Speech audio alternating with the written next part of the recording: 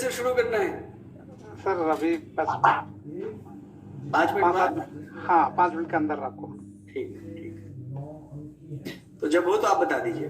Sir sir sir sir sir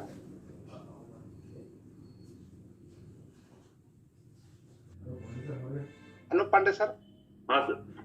sir प्रारंभ करें sir. नमः शिवाय। सर्वतत्वावगंतारम ब्रह्म विष्णु शिवात्मकम आत्मज्योति प्रदातारम ज्ञानाधारम उपासमहे।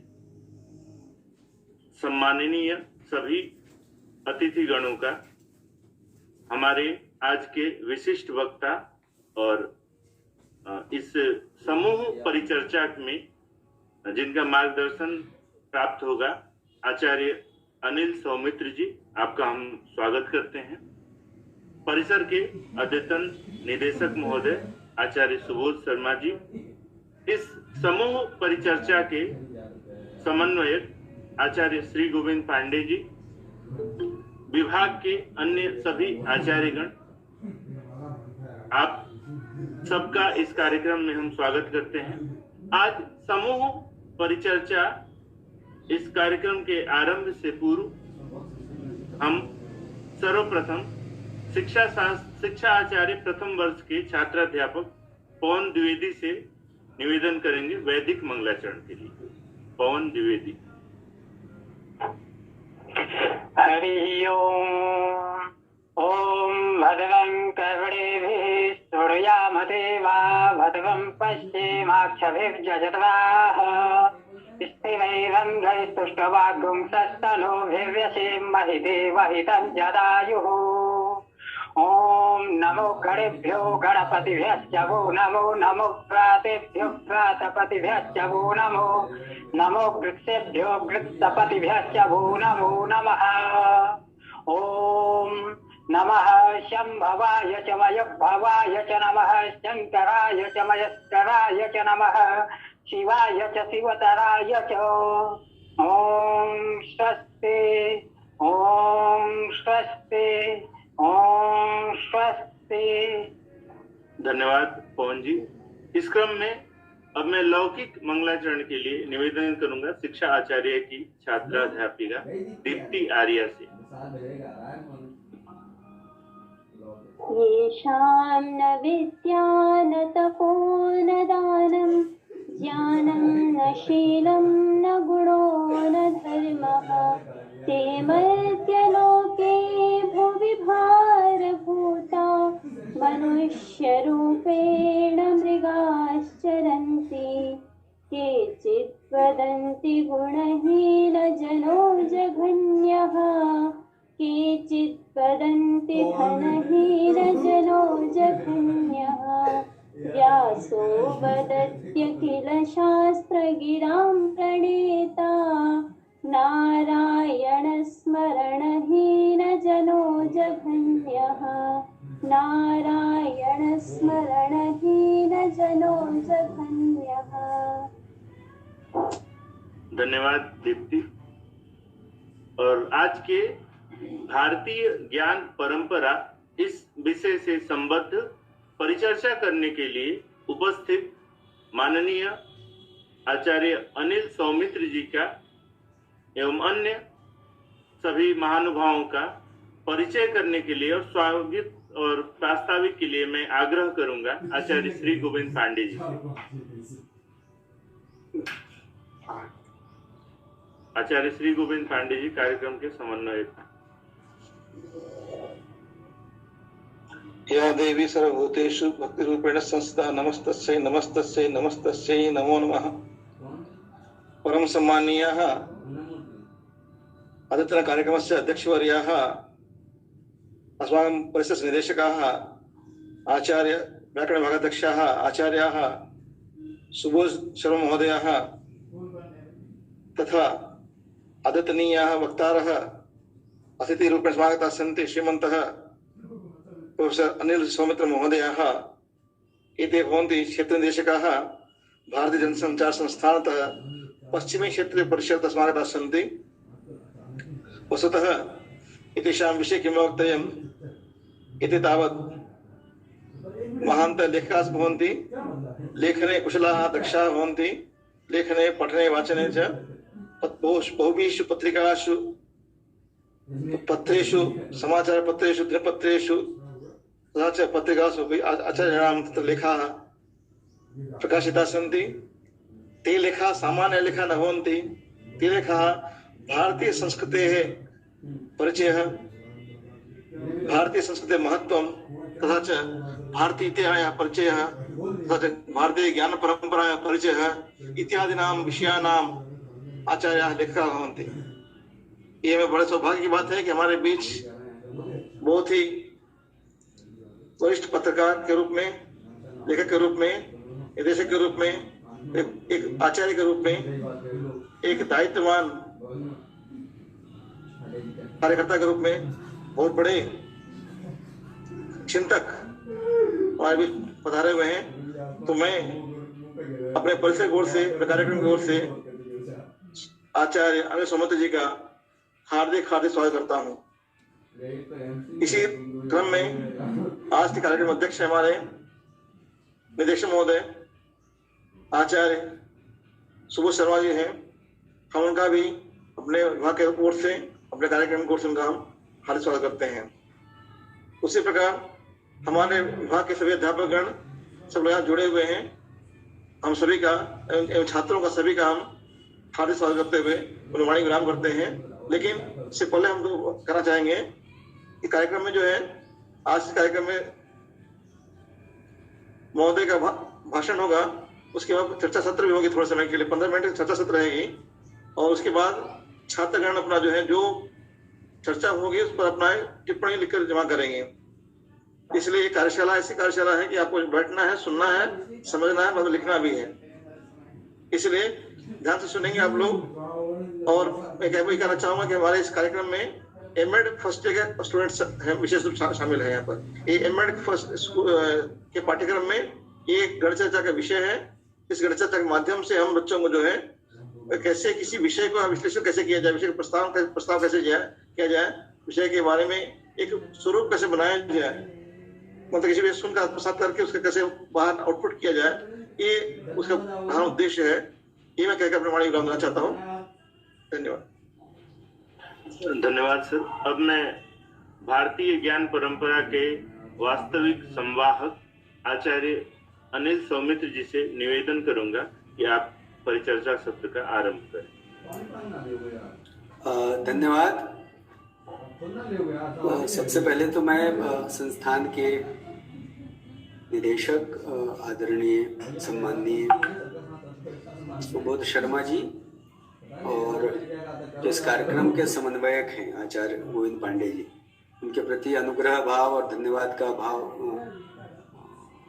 अभिव्यक्त करता हूँ कि आपने मुझे भारत की जो ज्ञान परंपरा है उसके बारे में कुछ चर्चा करने का, और ऐसे सुधीजनों के साथ जो इस विधा के, इस विषय के अभिलाषी हैं, जो इसमें अध्येता भी हैं, अभिलाषी भी हैं और रुचि रखने वाले, ऐसे विद्यार्थियों के साथ चर्चा का एक अवसर दिया। और हमारे मित्र डम्बरूधर जी के प्रति भी धन्यवाद देता हूँ और उनके प्रति भी आभार व्यक्त करता हूँ कि आपने मुझे भी सब लोगों के साथ एक जोड़ने की कोशिश की। और मैं संस्थान में पहले भी डम्बरू जी के माध्यम से आकर कुछ साझेदारी और आप लोगों के साथ चर्चा करता रहा। अभी मैं आप लोगों के साथ अमरावती से जुड़ा हुआ हूँ। अमरावती में भारतीय जनसंचार संस्थान का पश्चिमी क्षेत्रीय केंद्र है। जैसा हमारे परिचय के बारे में बताया, परिचय देते हुए, तो मैं यहाँ से आप लोगों के साथ जुड़ा हूँ।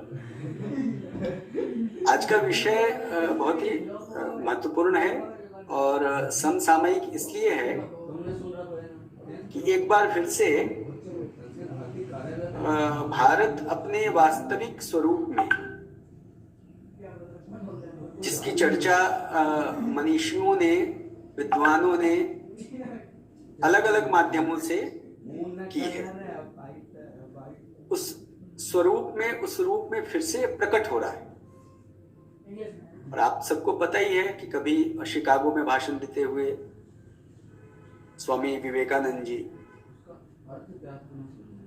उनके गुरु रामकृष्ण परमहंस, बाद के समय में भी उन सबको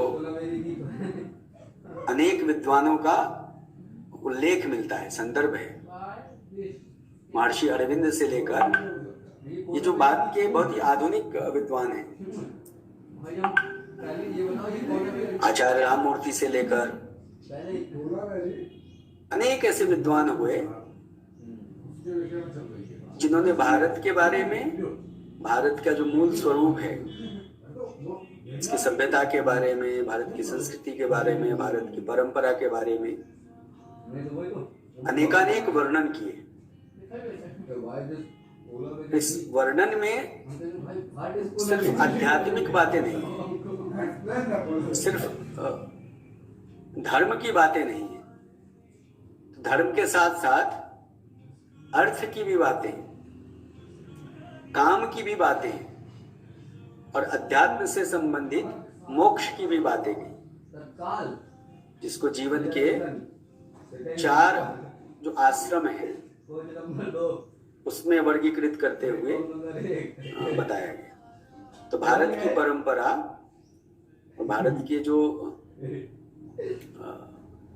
ज्ञान परंपरा जिसको हम कहते हैं, उसमें 4 पुरुषार्थों के बारे में बताया और उसको ही बार बार अनेकानेक विद्वान, आधुनिक विद्वान उसका वर्णन करते हैं।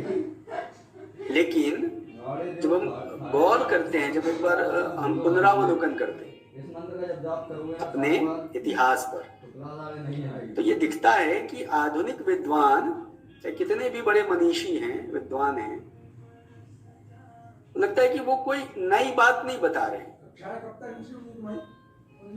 उन्हीं बातों की एक पुनरावृत्ति, उन्हीं बातों को नए तरीके से, नए प्रकार से, नए स्वरूप में हम सबके सामने अलग अलग तरीके से, अलग अलग रूपों में प्रस्तुत कर रहे हैं। तो इसका मतलब, इसका आशय ये है कि एक समय ऐसा था भारत के इतिहास का, एक कालखंड ऐसा है जिसमें बहुत कुछ रचा गया, सृजन किया गया, और वो सब जो रचना है, वो जो सृजन है, वो तकनीक के या टेक्नोलॉजी के आधार पर नहीं है। तो जैसे जैसे देखते हैं कि टेक्नोलॉजी या मशीन का प्रभाव या उसका पदार्पण या उसका हस्तक्षेप बढ़ता जाता है, वैसे वैसे ज्ञान के विस्तार, ज्ञान का विस्तार तो हो रहा है, उसका संप्रेषण भी हो रहा है, लेकिन उस ज्ञान की अपनी अभिवृद्धि नहीं हो रही। वो ज्ञान अलग अलग रूपों में अभिव्यक्त तो हो रहा है, संप्रेषित हो रहा है, पहुंच रहा है, लेकिन उस ज्ञान में कुछ नया नहीं है।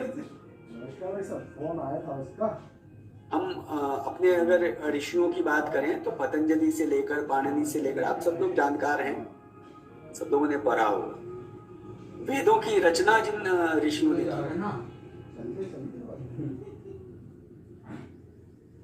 जो शास्त्रों की रचना हुई, और हमको ये भी पता है कि जो लिखित या मुद्रित रूप है वो तो बहुत बाद का है।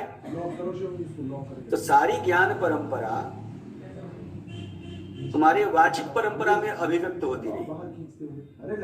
ये अपने आप में एक बहुत ही विलक्षण बात है कि स्टोर करने की, उसको संरक्षित करने की आज हमको एक प्रौद्योगिकी या तकनीक दिखती है, जिसको हम टेक्स्ट फॉर्म में, प्रिंटेड, मुद्रित माध्यमों में देख रहे हैं।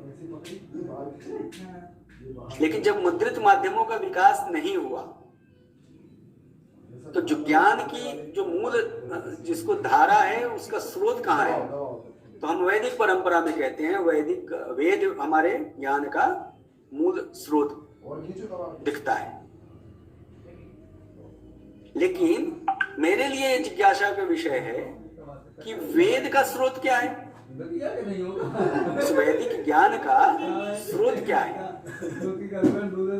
फिर वही ऋषि उसी ज्ञान को खोजता है, उसी ज्ञान को प्रकट करता है। तो उसके पीछे का कोई स्रोत हमको अभी तक दिखाई नहीं देता। जैसे मैं संचार का विद्यार्थी हूं, तो मैं थोड़ा बहुत भरत मुनि के नाट्य शास्त्र को पढ़ने का, समझने की कोशिश करता हूं। लेकिन फिर पढ़ते समझते ये लगता है कि जो नाट्य शास्त्र है उसका स्रोत क्या है। तो नाट्य वेद से नाट्य शास्त्र बना, और नाट्य वेद की रचना कहते ब्रह्मा जी ने की।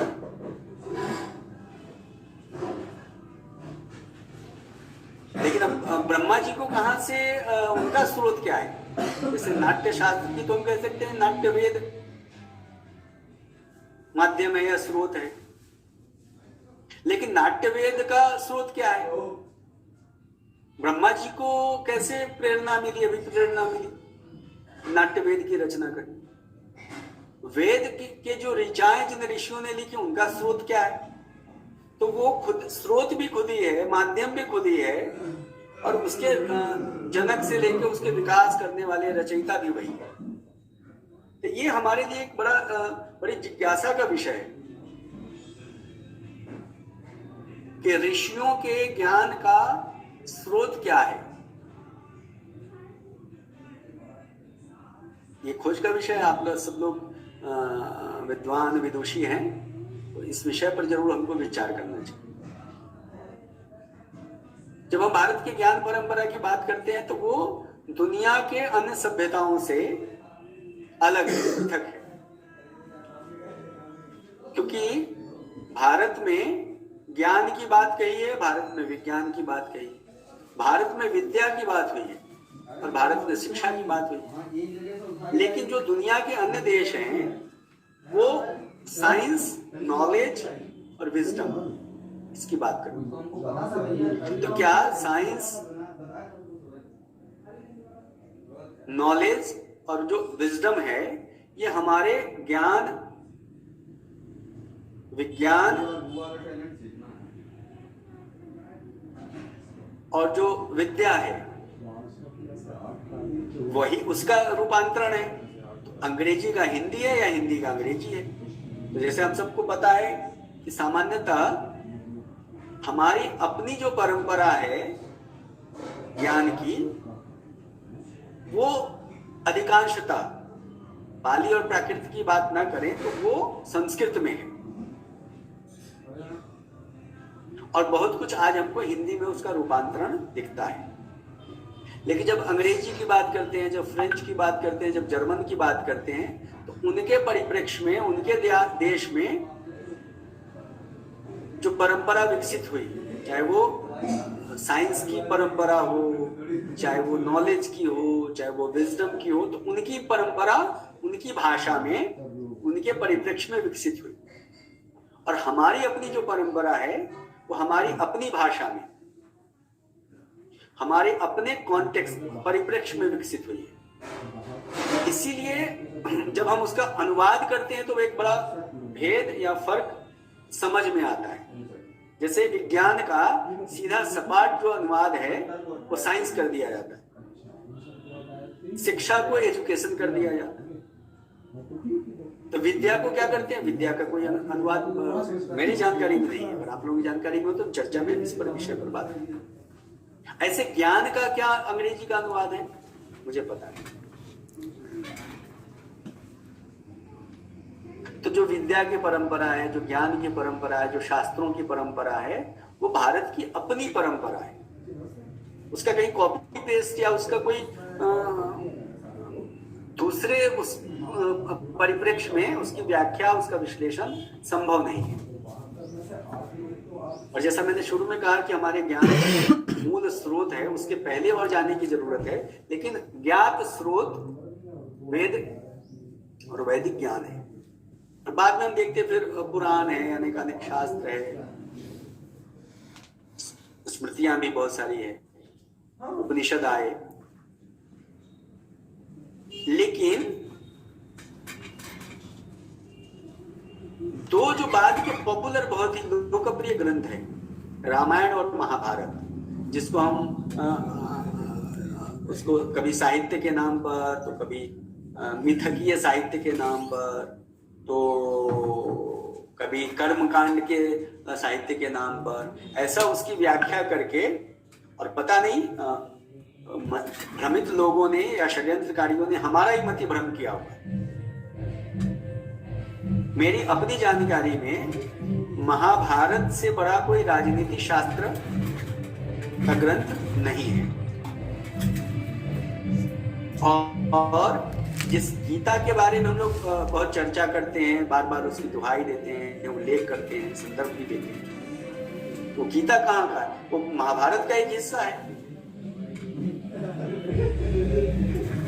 और पूरी की पूरी गीता जो है वो अर्जुन और कृष्ण के संवाद के दरमियान की है। तो बाकी तो कौरव पांडव से लेकर बहुत सारे ऐसे लोग भी है, राजा भी है, उनका व्यवहार है, उनका व्यापार है, युद्ध से लेके शांति की बातें, नीति की बातें, राजनीति की बातें, अर्थनीति की बातें, तो वो सब कहाँ है? वो तो उतना गीता में नहीं दिखता। तो वो सब बातें हमारे महाभारत में। इसी तरह से हम अगर रामचरितमानस या रामायण की बात करें, और रामायण भी कितने प्रकार की,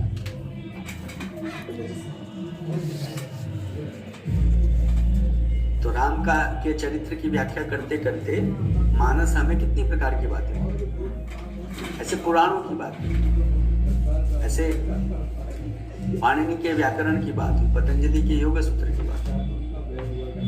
तो ये सब हमारे ज्ञान परंपरा की, जिसको हम लोग कहते हैं धाती है, धरोहर है, माध्यम है, संदर्भ है।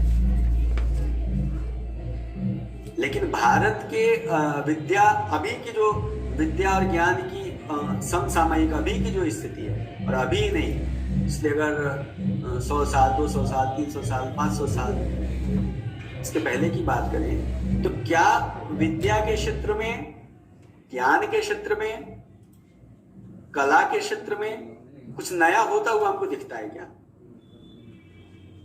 पाणिनि जो व्याकरण में करके गए, उसमें से किसी विद्वान ने, व्याकरणाचार्य ने, किसी विद्वान ने, किसी ऋषि ने कुछ नया जोड़ा है क्या? पतंजलि जो दे के गए योग सूत्र में, योग के बारे में, तो उसके बारे में बात के किसी विद्वान ने उसकी व्याख्या की होगी, उसको सरलीकृत किया होगा, उस पर टीकाएं और भाष्य आए होंगे, लेकिन मुझे नहीं लगता कि उसमें कुछ नया जोड़ा गया हो। जिन कलाओं की बातें हम करते हैं, कभी 64 कलाओं की बात करते हैं, कभी अन्य संख्या देते हैं, उसके बारे में बात करते हैं। इसी तरीके से जो भरत मुनि लिख के गए, रस के बारे में, भाव के बारे में, भाषा के बारे में, संचार के विविध रूपों के बारे में, तो उसके बारे में ठीक ठीक से अध्ययन अध्यापन नहीं हो पा रहा। तो उसकी व्याख्या और उसका विश्लेषण अपने अपने तरीके से होता है, आधा अधूरा, आधे अधूरे तरीके से। लेकिन हम भरत मुनि के ज्ञान में, उनके उद्घाटन में, उनके रहस्य उद्घाटन में, उनकी अभिव्यक्ति में कुछ नया नहीं जोड़ पाए, कमतर ही होता जा रहा है। तो किसी विद्वान ने ऐसे बातचीत करते हुए हम लोगों को, मैं उनके सामने बैठा था, तो ऐसी चर्चा की उन्होंने कि जो मनुष्य के विकास की जो 2 प्रकार के डेवलपमेंट की थियरी है, एक हमको सबको मालूम है डार्विन्स थियरी, जिसमें वो कहते हैं कि मनुष्य धीरे धीरे प्रगति करता हुआ, परिवर्तित होता हुआ, विकसित होता हुआ बंदर से मनुष्य की तरह बने। और वो थियरी ये कह रहा है धीरे धीरे आगे आगे चल के हम प्रगतिशील है, विकसित हो रहे हैं। अब मनुष्य आगे और किस रूप में जाएगा पता नहीं, फिर एलियंस बनेगा या फिर बंदर बन जाएगा, अकॉर्डिंग टू डार्विन। लेकिन एक थियरी ये भी है कि एक चरम मनुष्य हुआ और वहां से फिर हम पतन की ओर आए, कि दूसरा राम का व्यक्तित्व नहीं दिखता, कृष्ण नहीं दिखते, पतंजलि नहीं दिखते, पाणिनि नहीं दिखते, चाणक्य नहीं दिखते, चरक नहीं दिखते, सुश्रुत नहीं दिखते, युधिष्ठिर और भीम नहीं दिखते, अर्जुन और नकुल सहदेव नहीं दिखते, जनक दूसरे नहीं दिखते। तो धीरे धीरे ऐसा दिखता है कि एक चरम मनुष्य से, जिसको कहते हैं ना नर से नारायण होना, तो मुझे लग रहा है कि नारायण से नीचे की तरफ हम स्खलित होते जा रहे हैं मनुष्य के। और एक डार्विन की थियरी है जो कहता है बहुत ही पिछड़ी अवस्था में थे तो धीरे धीरे हम प्रगतिशील हैं और आज हम मनुष्य के रूप में थे। पर भारत का दर्शन, भारत की परंपरा में चाहे वो मनुष्य की बात करें चाहे वो ज्ञान की बात करें, तो जैसा मैंने उल्लेख किया एक चरम ज्ञान की अवस्था रही है, लेकिन काल के प्रवाह में समय के आज की जो स्थिति दिखती है तो उसमें ज्ञान का विकास नहीं दिखता है। तो कहीं वो स्रोत सूखा हुआ दिख रहा है। जैसे नदियों को देखते हैं तो पहले की नदियां बहुत ही कलकल चलचल, उनका एक निर्मल प्रवाह होता था, सतत प्रवाह। आज नदियां प्रवाहित नहीं दिखती हैं। ऐसे ही ज्ञान की परंपरा है, तो उस ज्ञान परंपरा निरंतर लगातार वो संकुचित होता गया, संकीर्ण होता गया, अवरुद्ध होता गया। और आज हम ये देखते हैं कि डिजिटल मीडिया के जमाने में, जिसको सोशल मीडिया नाम दिया गया है, तो हमारे व्यापक दृष्टिकोण, विस्तृत अध्ययन, वो सिमट कर संकुचित होता जा रहा है। तो कम से कम पढ़ना, कम से कम लिखना,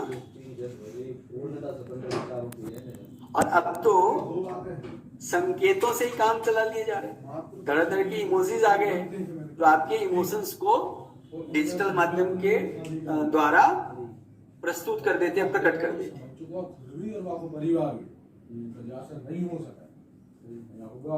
तो भारत के जो ज्ञान परंपरा का मूल स्रोत है, मूल माध्यम है, वो ग्रंथ, वो शास्त्र, उसकी तरफ देखने का आप ठीक है, संस्कृत, राष्ट्रीय संस्कृत संस्थान के आप विद्यार्थी हैं तो आप लोग शायद करते होंगे, उसके आप वाहक भी हैं, आप उसके संरक्षक भी हैं। पर सामान्य जन और जो संस्थान हैं और जो इस विद्या और ज्ञान और इसके जो वाहक हैं, वहां पर क्या स्थिति है?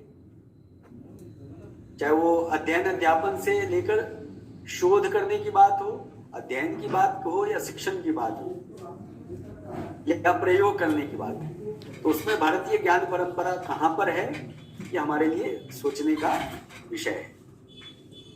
और हमारे लिए ये भी सोचने का विषय है कि क्या हम एक चरम उन्नति की स्थिति पर थे और वहां से नीचे नीचे धीरे धीरे स्खलित हो रहे हैं, कमतर होते जा रहे हैं, या एक समय ऐसा था जब कुछ भी नहीं था और हम वहां से धीरे धीरे धीरे धीरे और प्रगति कर रहे हैं, या विकास या विस्तार कर रहे हैं। ये दोनों विचार का विषय है, मनुष्य के रूप में भी और संस्कृति परंपरा, खास करके ज्ञान परंपरा के क्षेत्र में भी। तो क्या मनुष्य के रूप में हम विकसित हो रहे हैं, विकास कर रहे हैं, और क्या हमारी ज्ञान परंपरा विकसित हो रही है या कहीं वो अवरुद्ध है, संकुचित हो रही है?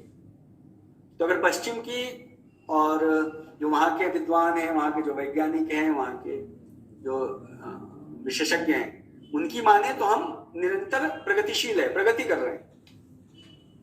लेकिन अगर भारतीय संदर्भों में देखते हैं तो हमारा ज्ञान, हमारी परंपरा, और जो ज्ञान की परंपरा है, जो विस्तार और विकास की परंपरा है, और जो मनुष्य के विकास की परंपरा है, वो मेरी अपनी दृष्टि ऐसी है कि वो विकास की बजाय पतन की दिशा में है, पतन की तरफ। कौन बोल रहा है? लेकिन एक अध्येता के रूप में, एक विद्यार्थी के रूप में, एक शोधकर्ता के रूप में, एक अध्ययनशील व्यक्ति के रूप में हम सबकी, आपकी और हम सबकी जिम्मेदारी है, तो रहे थे अपने बंगले में पहले। ये हमारा धर्म है कि हम अपनी ज्ञान परंपरा का एक बार अपनी अपनी दृष्टि से अवलोकन करें, और अवलोकन करते हुए कोई एक निष्कर्ष, कोई एक विश्लेषण प्राप्त करें कि हम आज किस अवस्था में हैं। क्या पतन की अवस्था में है, पतन की दिशा में है, या ऊर्ध्वगमन कर रहे हैं, हम विकसित हो रहे हैं, हम आगे बढ़ रहे हैं, तो विकासशील है कि पतनशील है? ये जरूर हमको विचार करना चाहिए।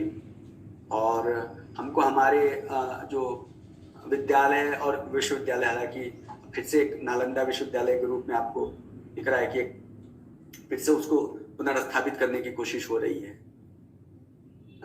भारत की जो अन्य अनेक क्षेत्रों में जो ज्ञान की परंपरा है, हम उसको फिर से रिविजिट करने की कोशिश कर रहे हैं। तो मूल की तरफ, जड़ की तरफ हम देखने की कोशिश कर रहे हैं, पर वो अभी पर्याप्त नहीं है, उस पर बहुत काम करने की जरूरत है। तो हम देख रहे हैं कि जो पुराने विश्वविद्यालय थे फिर से उस रूप में आकार लेने की कोशिश कर रहे हैं, और नए विश्वविद्यालय तो बन ही रहे हैं। तो ये जरूर हो रहा है कि हम अपनी परंपरा, खास करके ज्ञान परंपरा की तरफ मुखातिब हुए हैं, उस तरफ उन्मुख हुए हैं, और एक बार हम उसको फिर से कहीं ना कहीं, जिसको हम लोग पुनर्जागरण की बात कहते हैं या जागरण की बात कहते हैं, तो वो करने की कोशिश हो रही है। लेकिन इस पर बहुत काम करने की जरूरत है, और मुझे ऐसी अपनी मेरी समझ है, मान्यता है कि राष्ट्रीय संस्कृत संस्थान भारत की ज्ञान परंपरा का न सिर्फ वारिश है, न सिर्फ उसका एक आप संरक्षक है, बल्कि आप उसके वाहक भी हैं। तो आप विद्यार्थी के रूप में आप भारत की ज्ञान परंपरा के वाहक, उसके संरक्षक, उसके पोषक और उसके अध्येता तो हैं ही आप। इस नाते हम सबकी ये भूमिका है कि उस ज्ञान परंपरा को सब दृष्टियों से, सब आयामों से समझने की कोशिश करें और उसको आगे बढ़ाने की कोशिश करें, और अगर संभव हो तो उसमें पाणिनि, पातंजलि, चरक, सुश्रुत और जो अनेक ऐसे ऋषि हुए, महर्षि अरविंद से लेकर तमाम सारे ऐसे ऋषि और मुनि और विद्वान, उनके कंट्रीब्यूशन में, उनके योगदान में अगर हम कुछ अपना जोड़ सकते हो। हालांकि ये बहुत ही कठिन, दुरूह और मुश्किल काम है, बड़ा काम है, लेकिन अगर वो होता है तो सही मायने में जो भारत में ये कहा गया कि नर से नारायण होने की एक गुंजाइश है, तो अगर ज्ञान परंपरा में हम उसकी कुछ वृद्धि कर दें, में हम अपना कुछ योगदान देंगे, तब शायद हम नर से नारायण हो सकते हैं, मनुष्य से ऋषि हो सकते हैं, मनुष्य से देवता हो सकते हैं। ये देवताओं ने बहुत कुछ किया, इसलिए वो देवता हो गए, थे तो सब मनुष्य ही। तो मनुष्य रूप में हम आज देता है, लेकिन अगर कुछ हमने कंट्रीब्यूट किया, कुछ नया दिया, तो हम भी ऋषि बन सकते हैं। अभी आज हम नर है, कल हम अपने भूमिका से, अपने कुछ बेहतर और कुछ बड़े काम से हम नारायण भी बन सकते हैं, हम देवता भी बन सकते हैं। तो ये मेरी अपनी अपेक्षा है, मेरी आकांक्षा है। तो मैं इतनी बात करके, जिसमें हमने शास्त्रों की बात की, ऋषियों की और विद्वानों की बात की, जो हमारा प्रकटीकरण है ज्ञान का शास्त्रों के रूप में, तो पहले तो वाचिक रूप में था, स्मृतियां रही, ये वीडियो बाद में को ये मुद्रित और टेक्स्ट फॉर्म में दिखाई देता है। से जुड़े हुए लोगों का और एक जो महत्वपूर्ण बात मैंने आप लोगों से साझा की, जिसमें हमने कहा कि दो दर्शन है, दो एक सोच है दुनिया में। एक तो कि हम कभी एक चरम मनुष्य रहा होगा, वहां से हम क्रमशः पतन की तरफ है, और एक सिद्धांत ये कहता है, एक दर्शन ये कहता है कि हम बहुत ही पतन अवस्था में थे, जैसे बंदर के रूप में थे, और धीरे धीरे मनुष्य के रूप में हम आज के मनुष्य के रूप में दिखाई देते हैं। दोनों थियरी है, और दोनों को मैं भारत की ज्ञान परंपरा के बरक्स उसके सामने, उसके साथ रख कर देखता हूँ और विचार करता हूँ। आप लोग भी इस दृष्टि से विचार कर सकते हैं अगर उचित लगता हो तो। इतनी बात करके अपनी बात सभा में, सदन के सामने पूरी करता हूँ, और सदन को कुछ चर्चा के लिए आमंत्रित करता हूँ। बहुत बहुत धन्यवाद।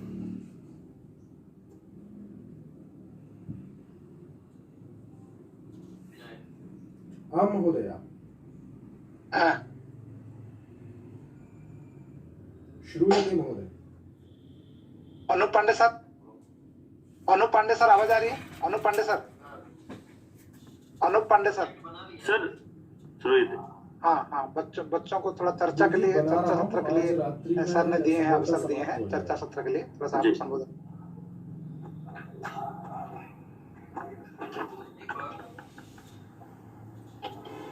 पांडे सर, आप कहेंगे, अगर हमको आदेश देंगे तो हम भी चर्चा कर सकते हैं विद्यार्थियों के साथ। निवेदन आपसे हम बस आग्रह करेंगे कि आप स्वतः, चूंकि ये सत्र आपका है, आपके मार्गदर्शन में।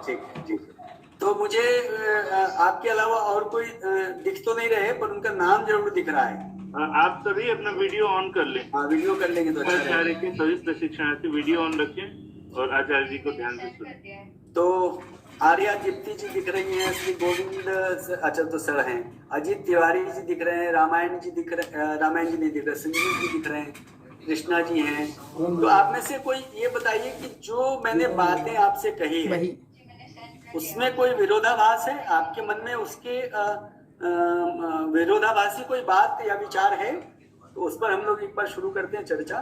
कि मैंने एक डार्विन थियरी की बात करी और जो एक भारत में दर्शन है, विचार है, चरम मनुष्य से पतनशील मनुष्य की ओर सारा वो प्रगति हुई है, परिवर्तन हुआ है। और एक डार्विन महाराज ने कहा एक बंदर थे और बंदर से इंसान हो गए मनुष्य, और आज एक विकसित मनुष्य दिख रहा है। तो इस बात में आपकी सहमति है कि असहमति है?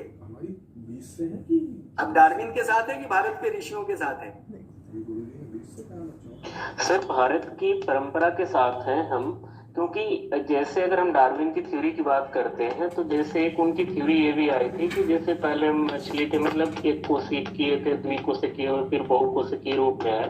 तो ये जो हमारी दशावतार की परंपरा है, दशावतार जो हमने भगवान विष्णु के जो 10 अवतार प्रमुख माने गए हैं, इसको भी हम देखते हैं तो ये डार्विन के थ्योरी से पूरी तरह मिलती जुलती है। क्योंकि पहले हम कश्यप आते हैं, धीरे धीरे आकर के उसका ये इस रूप में विकसित हुआ, तो उन्होंने हमारी परंपरा को आधार बनाकर कृष्णा जी यही हम क्या है, थोड़ा भ्रमित हो जाते हैं।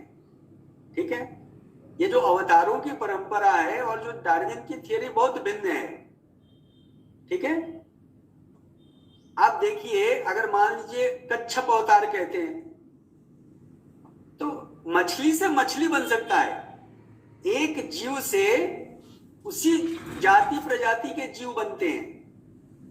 मनुष्य कभी कुत्ते को जन्म नहीं दे सकता है, मनुष्य से बंदर नहीं बन सकती, मनुष्य से मनुष्य ही पैदा होगा, कुत्ते से कुत्ता पैदा होगा।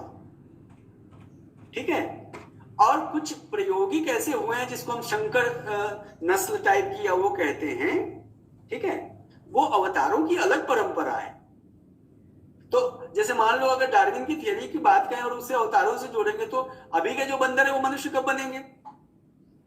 ठीक बात है। और हम आगे कल चल के क्या बनेंगे? क्या फिर से कुछ और एलियंस बनेंगे? ठीक है, तो हमने ये कहा कि गुणात्मक परिवर्तन के आधार पर हम नर से नारायण बनते हैं। ठीक है, हमारे यहाँ ये कहा कि हम हाथ पांव तो ऐसे ही रहते हैं। ठीक है, हाँ, उसके आकार जरूर कैसे बताते हैं कि पहले के हमारा धीरे धीरे क्रमशः जो हमारी ऊंचाई है ना, हाइट है, वो कम होती जा रही है। आज से 1000-2000 साल पहले के मनुष्य की बात करेंगे, लंबे चौड़े हट्टे कट्टे होते थे, उनकी लंबाई ज्यादा होती थी। और पहले जैसे कहते ना, भीम को कितने हाथियों का बल था, तो पहले बल का यूनिट हाथी होता था, बाद में आपने हॉर्स पावर कर दिए। और अब मनुष्य, किसी मनुष्य का हॉर्स पावर कहते हैं क्या?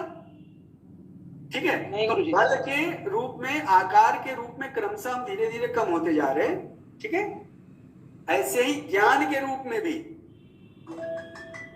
कमतर होते जा रहे हैं। तो ये डार्विन थियरी का मेल नहीं है। कृष्णा जी, मैं ये निवेदन करूंगा, हो सकता है मैं अपनी बात में शायद अधूरा हूं या कम भी हो सकता हूं। फिर से एक बार, डार्विन की थ्योरी जो थी पूर्णतया वो इन्वायरमेंट पे आधारित है सर। टाइप पर सर, मतलब जैसे जैसे वातावरण में मतलब हमारे आसपास के पर्यावरण में परिवर्तन होता है, वैसे वैसे हम परिवर्तित होते जाते हैं, उसी के अनुरूप हम परिवर्तित होते जाते हैं। नहीं तो ये बताइए ना, जैसे भाई एक ही उदाहरण मैं देता हूं कि जैसे डार्विन ने कहा कि बंदर से मनुष्य बन गए हम। ठीक है, ऐसी कहा है ना जी सर। तो ये तो है कि मतलब बंदर में जब उनकी अनुवांशिकता में धीरे धीरे प्रोन्नति हुई तो हम मतलब मानव का विकास हुआ, ऐसा तो माना ही जाता है। अच्छा, तो जो चित्रकूट में जो बंदर रहते हैं वो कब बनेंगे मनुष्य? आने वाले दिनों में हो सकते हैं। बन जाएंगे।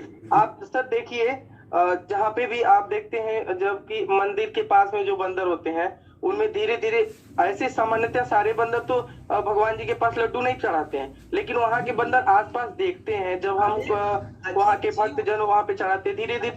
अजीत जी, ये तो किसी के मानसिक एक मिनट होता रहता है।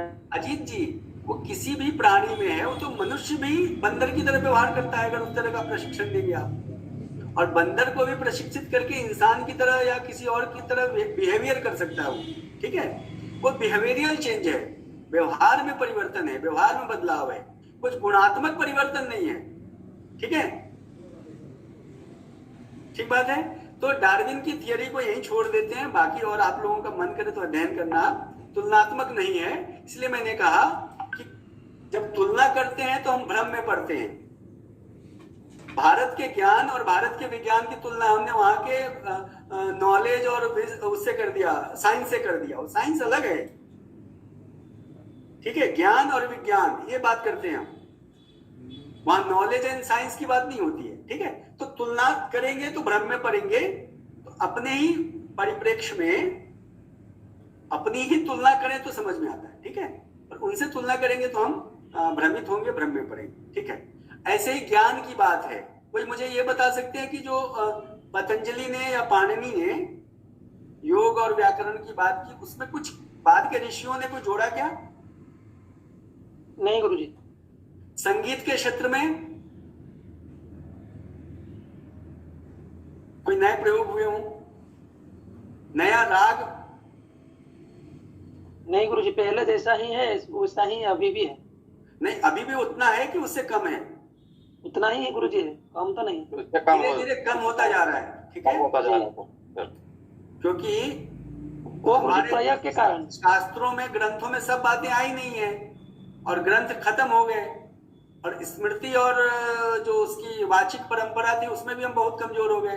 अब तो मोबाइल के इस्तेमाल के कारण डमरू जी का फोन नंबर ही याद नहीं रहता है, तो ग्रंथ कैसे याद होंगे? तो आप लोगों की बात अलग है, आप बहुत सारे श्लोक और शास्त्रों को स्मरण करते हैं और स्मृति और स्मरण को तीव्र करने की, उसको बहुत ही सुदृढ़ करने की एक परंपरा, उसकी विद्या भी है, ठीक है। लेकिन अब जैसे जैसे हम तकनीक पर आधारित होते जा रहे हैं तो वैसे वैसे हमारे मनुष्य के जो गुण हैं उसका क्षरण होता जा रहा है। स्मृति धीरे धीरे कम हो रही ना? जी सर जी, ये बात है। ऐसा नहीं है, हो सकता है बढ़ भी रही होगी। नहीं हो सकता है, तो ये तो एक रिसर्च का विषय है। मैं रिसर्च के आधार पर ही कह रहा हूँ कि मनुष्य की, जो मनुष्य तकनीक का ज्यादा उपयोग करते हैं उन मनुष्यों में स्मरण शक्ति धीरे धीरे कम होती जाती है, ठीक है।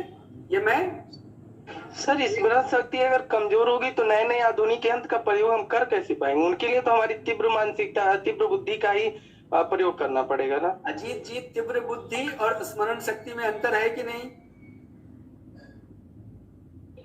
जी सर, एक बात कहनी थी, जैसे हमारी बुद्धि के जो भेद आते हैं, सुमेधा, प्रज्ञा, मेधा, और जो ये भेद आते हैं, तो इसमें जैसे रितंभरा है, तो हम कहते हैं कि मतलब जो स्मरण शक्ति होती है कि जो अच्छी होती है, जैसे प्रज्ञा है, सुमेधा है, तो ये स्मरण शक्ति होती है। एक बात को हमने कभी याद किया लेकिन मृत्यु पर्यंत याद रहती है। लेकिन अब देखा जाता है जब से टेक्निकल युग आ गया तो बहुत सारी चीजें हम फोन के द्वारा या लैपटॉप से इस्तेमाल करते हैं जो हमें याद नहीं रहता है।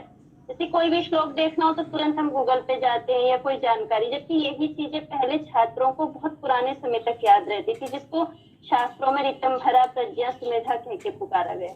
जी ठीक बात है। अरे जी, मैं आपकी बात ही कह रहा था अलग रूप में।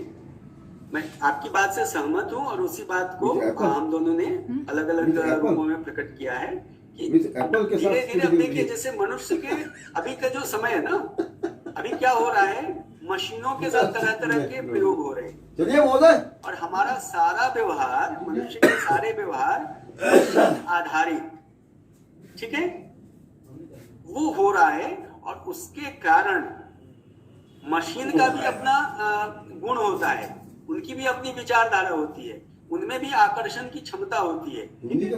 तो वो हमको अपने गुण के कारण प्रभावित कर रहे हैं और हम प्रभावित हो रहे हैं। गढ़ चर्चा भारतीय विज्ञान, ठीक बात है। तो उसके कारण जो मनुष्य के गुण हैं वो अनिल धीरे सौमित्र धीरे जी कम बोल हो रहे रहे हैं। हैं। खैर, ये तो मनुष्य के अनिल गुण हो सौमित्र। गए। मैं अभी हम लोगों के आप जानते विषय ज्ञान परंपरा को लेकर है, तो ज्ञान परंपरा में भी बहुत सारे बाधक तत्व है। बर्तन वाले चेक का नहीं आया क्या पैसे? कौन कौन से बाधक तत्व हैं, कोई बता सकते हैं? चेक करना है इसमें आया। बर्तन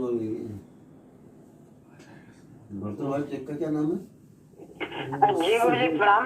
भैया आपको मैंने गुरु जी, जैसे कि परिचर्चा का विषय है भारतीय ज्ञान परंपरा, और ज्ञान परंपरा का मूल अर्थ मतलब जो मेरे मत से या जो मेरी समझ से है वो यही है कि एक ऐसा ज्ञान जो परंपरागत रूप से पीढ़ी दर पीढ़ी या मिलता चला आ रहा है। आपसे हमें मिला, हमसे और किसी अन्य को मिलेगा। और मनोवैज्ञानिक तरीके से देखें या फिर अपने भारतीय परंपरा के तरीके से भी देखें तो ज्ञान के लिए पर्यावरण या वो माहौल या समाज की बहुत बड़ी भूमिका होती है।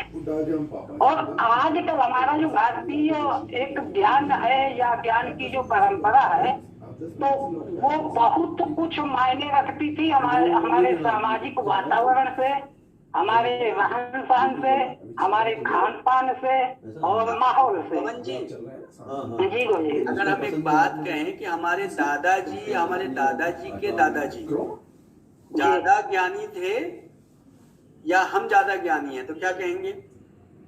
वो ज्यादा ज्ञानी थे। तो उनके जो दादाजी के दादाजी थे तो दादाजी तक वो ज्ञान क्यों कम हो गया, और दादाजी से हमारे तक वो ज्ञान आते आते और कम हो गया? आप ही के अनुसार क्यों कम हो रहा है, ऐसा क्यों हो रहा है? इसलिए कि पहले जो ज्ञान था, जो हमारे शास्त्रों का जो ज्ञान है, वो पहले जो एक धारणा थी वो ज्ञान के लिए पढ़ते थे। और आज की जो धारणा है गोस्वामी जी ने रामायण में भी लिखा है, मात पिता बालकन बुलावई उदर भरे सो ज्ञान सिखावई। तो आज का ज्ञान केवल नौकरी या कमाई या फिर अर्थ संग्रहण के लिए मात्र उद्देश्य में रह गया है। तो इसीलिए मेरी जो आपने बाधा कही तो वही मैं आपसे प्रश्न करना चाहता हूँ। यहाँ पर कंट्रडिक्शन है, विरोधाभास है कि देखिए रावण से संपदा में ज्यादा है क्या? कुबेर तो उनके क्या थे, रिश्तेदार थे ना, भाई थे। तो कुबेर और सोने की लंका और रावण की संपत्ति और रावण का ज्ञान, ठीक है जी, तो वो तो धनवान भी बहुत थे और ज्ञानवान भी थे, ठीक है। लेकिन आज हम कहा उनकी तुलना में तो पैसे भी नहीं कमा पा रहे, खाने पीने के जुगाड़ भी लगे रहते, ठीक है, और ज्ञान भी खत्म, ठीक है। तो मेरा ये कहना है कि वो जो परंपरा की बात है, ठीक है ना, वो परंपरा में विचलन है, परंपरा में अनेक प्रकार की बाधाएं उत्पन्न हुई है जिसके कारण वो उसका प्रवाह जो है प्रभावित हुआ है। तो उसके कारण हमको निरंतर उसमें कमी आती हुई दिख रही है। इसलिए मैंने उल्लेख किया कि आज के दिन पतंजलि कोई है तो बताओ आप। योग का लोक व्यापीकरण हुआ है, सब लोग योग का उपयोग करना उन्होंने शुरू किया फिर से, पर पतंजलि जैसा योगाचार्य है क्या? नहीं गुरुजी, नहीं। व्याकरण का उपयोग, उसका अध्ययन अध्यापन बढ़ गया होगा, बहुत सारे लोग पढ़ रहे हैं, पर पाणिनि कितने वर्षों बाद नहीं हो पाए दूसरे। तो गुरुजी इसमें अगर देखा जाए तो एक विषय ये भी है कि पतंजलि का योग, पाणिनि का सूत्र, अष्टाध्यायी केवल एक सीमित क्षेत्र तक ही रह गया है, वो केवल गुरुकुलों तक ही है, और गुरुकुल भी बिना सरकार की सहायता के चल रहे हैं। सरकार बल्कि बड़ी बड़ी यूनिवर्सिटियां वो चला रहे हैं, लेकिन गुरुकुलों में कोई अनुदान नहीं जा रहा है, मदरसों को अनुदान जा रहा है, मौलवियों को अनुदान जा रहा है, गुरुकुलों को सरकार का कोई अनुदान नहीं जा रहा है। ठीक है, पवन जी का ये कहना है कि ज्ञान की परंपरा को उसको सातत्य देने के लिए, प्रभावित होने के लिए अनुदान आवश्यक है। इस पर विचार करेंगे, सरकार को भेजेंगे। गुरुजी मेरा गुरुजी थोड़ा एक मिनट, मेरा मतलब अनुदान से नहीं, मेरा मतलब ये है कि अगर इस परंपरा को लेके हम अन्य जगह जाएं तो वहाँ हमारे ऊपर सेकुलर शब्द आक्षेपित कर दिया जाएगा। आपकी बात का जो आशय है वो समझ में ये आया मुझे कि ज्ञान परंपरा को सरकार का, शासन का, राज सत्ता का संरक्षण मिलना चाहिए। ठीक बात जी मुझे। इसके लिए हम सब लोग प्रयास करेंगे, डम्बरू जी विशेष रूप से करेंगे। ठीक है, तो और किसी को कुछ पूछना है, चर्चा करना है? मुझे लग रहा है कि जो समय दिया था वो लगभग होने को है, 8 मिनट बाकी है। तो एक दो अगर प्रश्न या किसी को कुछ कहना है तो कह के फिर हम लोग इसको पूर्णाहुति की तरफ बढ़ेंगे। फिर किसी को और कुछ पूछना है? पूछना हो या बताना हो बता भी सकते हैं जी, आप अपने अभिमत भी दे सकते हैं। हाँ, क्योंकि विद्वत सभा है तो कोई कुछ न कुछ बोल सकते हैं। और कार्यशाला में इस तरह के जो प्रयोजन होता है उसमें उद्देश्य भी ये होता है कि सब लोग कुछ न कुछ बोलें। इसमें आपकी परीक्षा तो है नहीं कि कुछ आप बोल जाएंगे तो कुछ नंबर कट जाएगा या कम हो जाएगा। तो मुझे लगता है कि आपका जो एक उस पर चर्चा करने से जानकारी भी बढ़ती है और हम लोग भी जो एक दूसरे को आप अपनी जानकारी से, अपनी जो ज्ञान है उससे आप समृद्ध करेंगे हम सब एक दूसरे को। तो सबको कुछ ना कुछ बोलना चाहिए। सौरभ जी, जागृति जी, अशोक जी, आशा, लता जी,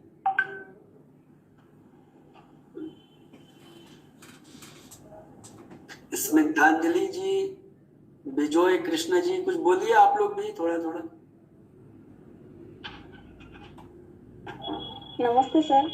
नमस्ते सर, मैं कुछ बोलना चाहती हूँ कि भारतीय ज्ञान परंपरा जो है वो अभी भी है, लेकिन वो प्रत्यक्ष रूप में नहीं है, क्योंकि जो भी योग है, योग शास्त्रों को अभी डेवलप करा गया है।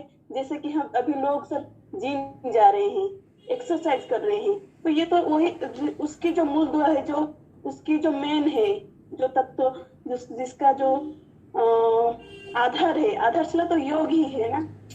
और जो भी एलोपैथिक है और होम्योपैथिक है, ये भी तो आयुर्वेद जो है हमारा जो पहला जो भी है आधारशिला, वो भी है। तो ऐसे में हम कह सकते हैं कि जो भी अभी जो भी ज्ञान परंपरा हो या तकनीक शास्त्र हो, जो भी शास्त्र चल रही है, सभी भारतीय ज्ञान परंपरा से ही हो रही है। जैसे कि एक वेद हो, वेद, आयुर्वेद और वेदांग जो है, तो इसी से ही सब कुछ चल रही है अभी। ठीक है, बहुत अच्छा। तो ये प्रत्यक्ष रूप में तो नहीं है, तो इसको कैसे संरक्षण किया जा सकता है, फिर से कैसे सब कुछ वापस ला सकते हैं? मुझे जो समझ में आता है, बाकी जब निदेशक महोदय अपनी बात कहेंगे तो उसमें वो कह सकते हैं, लेकिन मुझे जो बात समझ में आती है कि हमको एक बार शास्त्राभिमुख होना पड़ेगा, अपने शास्त्रों को फिर से देखना, पढ़ना, अध्ययन करना, उसकी तरफ जाना पड़ेगा। उसके अलावा नान्यः पंथा, कोई मार्ग नहीं है दूसरा, क्योंकि शास्त्र हमारे ज्ञान के माध्यम हैं, स्रोत हैं। क्योंकि वेद के ऋषि और जो वो तो है नहीं हमारे सामने, तो उनका दिया हुआ ऋचाएं उनकी है और वो ऋचाएं हमारे ग्रंथों में, शास्त्रों में उल्लिखित है। तो हमको शास्त्रों का वाचन करना, उसका अध्ययन करना, और जिस भी रूप में कर सकते हैं, जिसका सामर्थ्य होगा वैसा कर सकता है। और संस्थान जो करते हैं उनके सामर्थ्य में वृद्धि करते हैं। तो जैसे हम कोई उपन्यास पढ़ते हैं, वैसे वेदों का अध्ययन नहीं कर सकते। वेदों के अध्ययन के लिए उसकी भाषा अलग है, उसकी पदावली, शब्दावली, उसका व्याकरण अलग है। तो उसको कैसे अध्ययन करना, ये हमारे संस्थान बताते हैं। तो वेद को सुनना और कोई संगीत सुनना, दोनों में अंतर है। जैसे हम रामायण को जैसे सुनते, वैसे वेद को नहीं सुन सकते। जैसे महाभारत को या गीता को सुनते, वैसे वेद को नहीं सुन सकते। तो दोनों को सुनने का, दोनों को पढ़ने का, दोनों को समझने का, दोनों का सबका अलग अलग है। तो लेकिन अभी तो ये थोड़ी बहुत गूढ़ और बड़ी बातें हो जाएंगी। मुझे लगता है कि चाहे जिस भी रूप में जैसे हो, हमको अपने शास्त्रों की ओर मुखातिब होना है, उन्मुख होना है उसकी ओर। और एक बार जैसे फेसबुक और ट्विटर और डिजिटल माध्यमों की तरफ हम ज्यादा उलझ गए, उसकी बजाय हमको अपने मूल की तरफ, जो वास्तविक है, जो मूल है। ये तो महामाया है, डिजिटल दुनिया महामाया है, क्षण भंगुर है, ठीक है। लेकिन हमारी जो ज्ञान है, हमारा जो शास्त्र है, वो क्षण भंगुर तो नहीं है, सनातन काल से चला आ रहा है। लेकिन अभी गूगल कब है कब नहीं है पता नहीं, फेसबुक पर हमारा आईडी कब होता है कब नहीं होता है पता नहीं, कभी हमारा नेटवर्क डाटा कमजोर हो जाए तो उससे हमारी मानसिक स्थिति, मानसिक अवस्था प्रभावित हो जाती है, हमारी योग्यता क्षमता प्रभावित हो जाती है। लेकिन अगर आपने शास्त्रों का अध्ययन किया है, ज्ञान अगर आपने अर्जित कर लिया है, तो कोई नेटवर्क, कोई सिस्टम आपको कमजोर नहीं कर सकता है। तो ये जो भारी गलती हो रही है कि हम अपने जो हमारे अपने जो गजेट है, जो माध्यम है, उसको कमजोर करते जा रहे हैं। जैसे कान की क्षमता लगातार कम हो रही, नाक की क्षमता लगातार कम हो रही, आंखों की क्षमता, जैसे मुझे ही देखिए, मैंने चश्मा पहना हुआ है, सर ने भी पहना हुआ है, तो हमारी आंखों की क्षमता निरंतर कम होती जा रही है। ठीक है, तो दूरदर्शन के लिए, दूरदृष्टा होने के लिए हमको टेलीविजन की जरूरत पड़ती है, कैमरे की जरूरत पड़ती है। आकाशवाणी के लिए हमको रेडियो उपकरण चाहिए। पहले आकाशवाणी हम खुद कैसे ऋषि महर्षि सुन लेते थे, तो आकाशवाणी होना और आकाशवाणी को सुनना, पहले हमारे अलग अनेक प्रकार की विधाएं थी जो हम सुन समझ लेते थे। अरे किसी ने तो वेद के ऋषियों को किसी ने भी तो बताया होगा, जो उन्होंने सुना होगा, जिन्होंने स्वप्न में देखा होगा। तो आज हम क्यों नहीं देख पाते? इसलिए कि हमारा जो वो जिसको हम लोग सॉफ्टवेयर है ना, सॉफ्टवेयर और हार्डवेयर दोनों हमारा कमजोर हो गया। ठीक है, तो उसको भी मजबूत और सुदृढ़ और सशक्त बनाने की जरूरत है। और उसका एक उपाय जो मुझे समझ में आता है कि ये जो डिजिटल और तकनीक और मशीन है, शंकराचार्य भी कहते हैं कि महामशीन जो है ये महाविनाश का कारण बनेगा। मशीन जो है महाविनाश के कारण बनेंगे, परम पूज्य शंकराचार्य जी ने भी कहा है, अपने मनीषी कहते रहे। तो हम लगातार वो महामशीन या मशीन की तरफ ही जा रहे हैं। तो बजाय उसके उसको नजरअंदाज करना, उसको थोड़ा सा अस्वीकृत करना, बहिष्कृत करना और वापस अपने शास्त्रों की ओर मुखातिब होना पड़ेगा, उस तरफ उन्मुख होना पड़ेगा। तब हम उस ज्ञान परंपरा को फिर से एक बार शायद देख पाएंगे।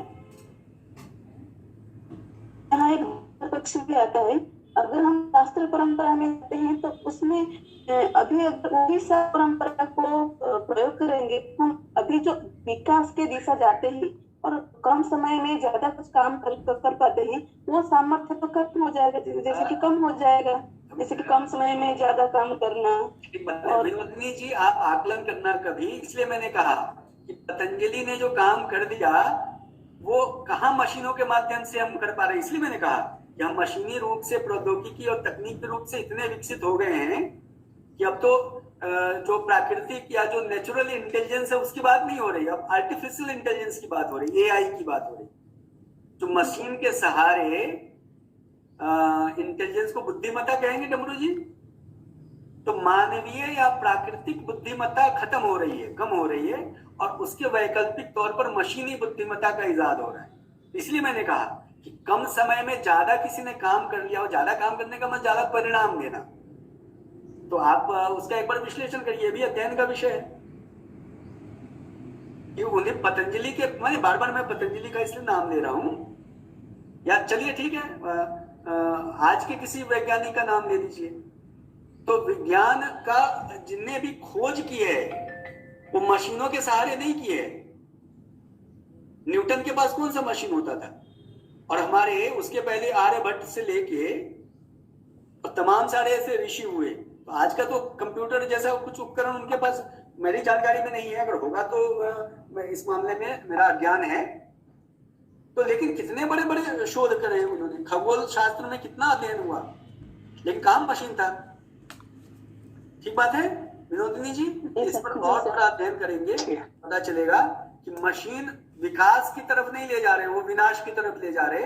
इसलिए मैंने वो परम पूज्य शंकराचार्य जी का उदाहरण दिया कि ये मशीन जो है, इनका एक आवश्यकता से अधिक उपयोग विकास की बजाय विनाश के रास्ते पर लेके जाने वाले।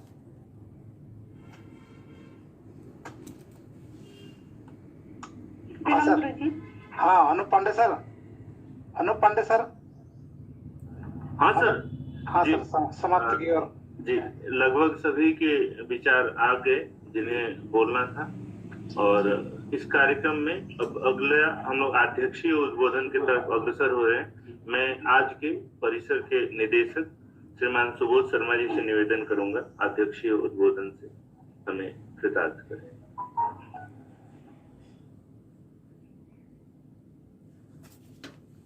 नमः सभाभ्यश्च सभापतिभ्यः। प्रोफेसर सौमित्री जी, संयोजक जी, संचालक जी एवं छात्राध्यापक गण, आज हम लोग अभी बहुत ही एक अनंत सागर में प्रवेश किए थे, जिससे अपने आप निकलना संभव नहीं होता है। ज्ञान परंपरा, इसीलिए ब्रह्म को भी ज्ञान कहा गया है। सत्यम ज्ञानम अनंतम ब्रह्म, क्योंकि वह अनंत है। तो इस चर्चा में हमें मतलब हम लोग मिल करके रोके, नहीं तो बच्चे अभी कितनी चर्चाएं उठा रहे थे, कितने कर रहे थे। ठीक है, अपना अपना सबका सिद्धांत है। जिन्होंने हाथी के विषय में बताया था, वो लंबा सांप के जैसा होता है, वो सूप के जैसा होता है, वो केला के स्तंभ के तरह होता है। सबका ज्ञान सत्य था, सभी लोग कह रहे थे, ठीक कह रहे थे, लेकिन उसमें एकांगिकता थी।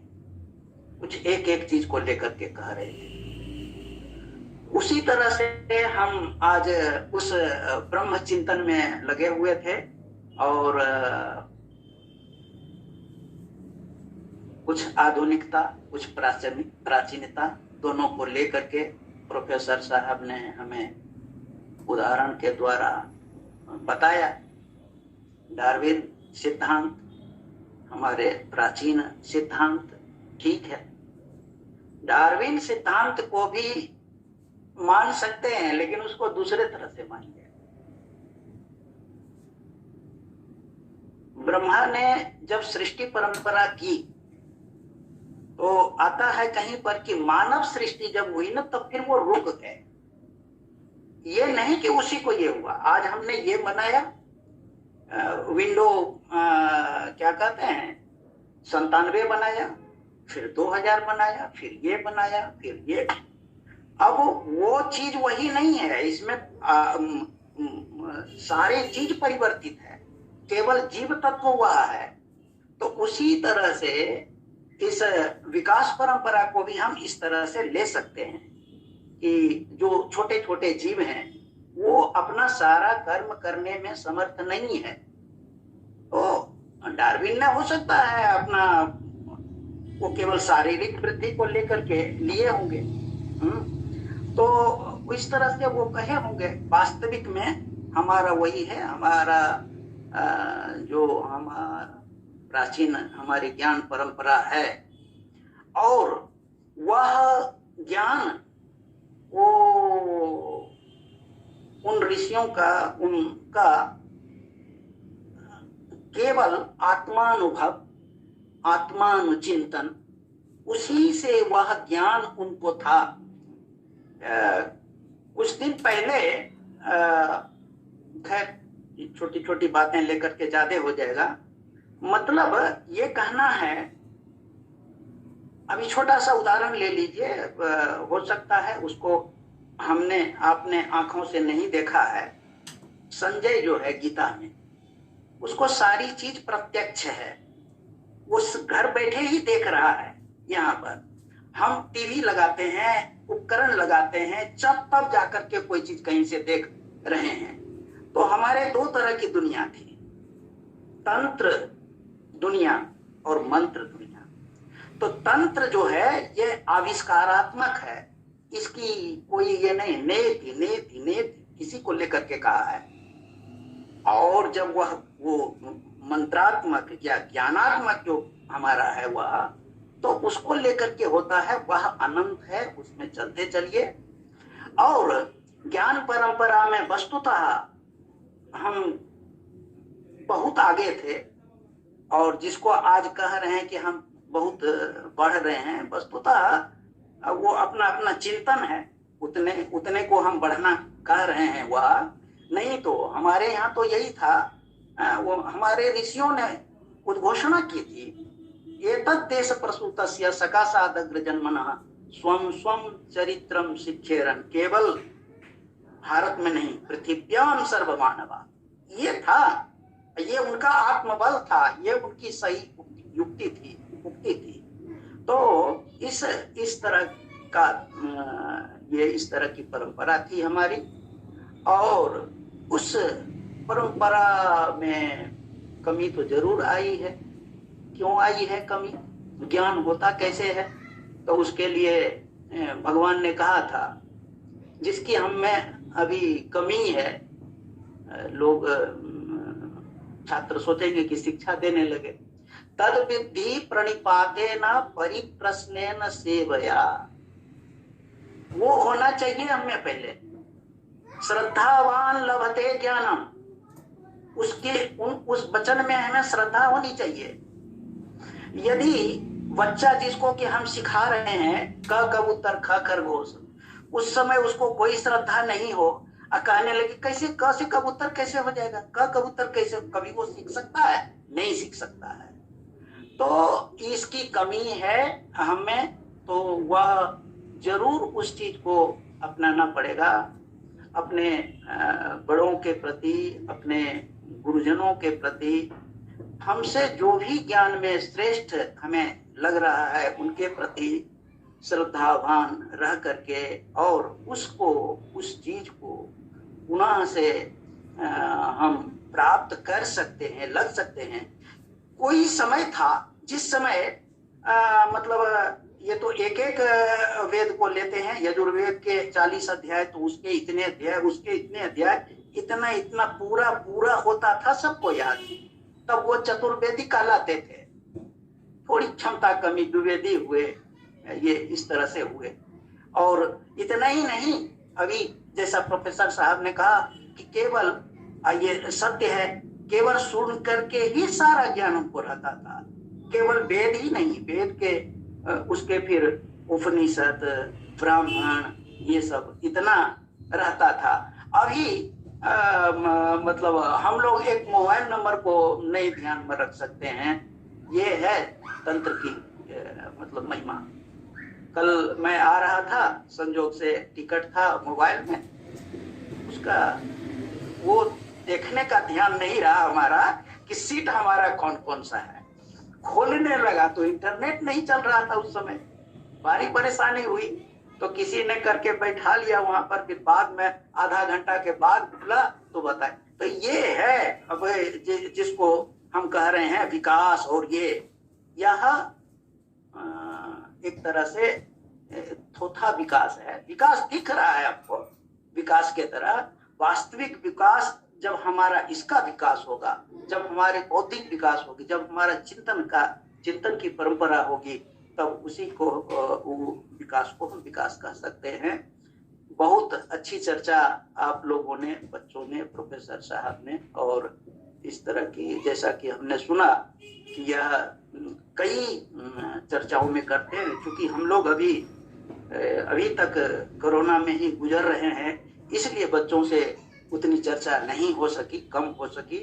तो ऐसी परंपरा चलती रहे, ऐसे विद्वानों का हम लोग सुनते रहें। बस इतना ही कह करके मैं अपने वाणी को विराम दे रहा हूँ। सभी को धन्यवाद। अब मैं डॉक्टर डमरू धड़पति से निवेदन करूंगा, अध्यक्षीय उद्बोधन के बाद कुछ अवशिष्ट नहीं रहता है, तो औपचारिक धन्यवाद ज्ञापन के लिए। सर्वेभ्यो नमः। वंदे संस्कृत मातरम, वंदे गुरु परंपराम। आभासीय पटल पर गण चर्चा कार्यक्रम में उपस्थित माननीय प्रोफेसर श्री अनुषम मित्र जी, क्षेत्रीय निदेशक, अपने बहु अमूल्य समय देकर आप हमें मार्गदर्शन कराएं। ज्ञान के साथ साथ चर्चाएं भी हुई।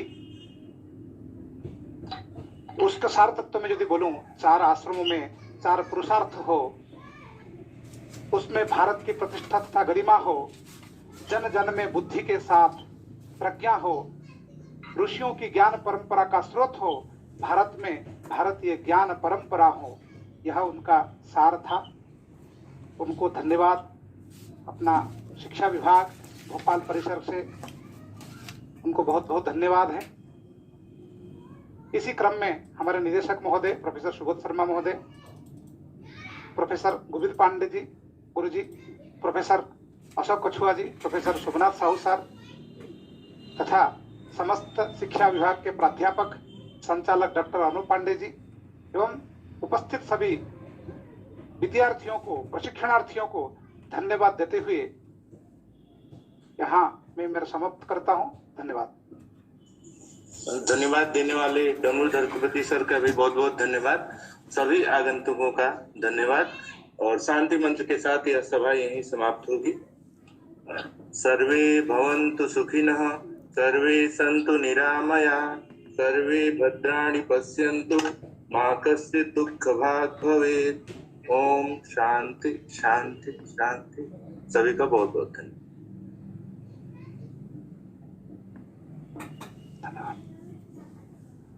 ठीक है डमरू जी, धन्यवाद धन्यवाद धन्यवाद, बहुत बहुत धन्यवाद। बहुत अच्छा लगा आप सब लोगों से मिलके। और स्नेह और संपर्क बनाए रखें।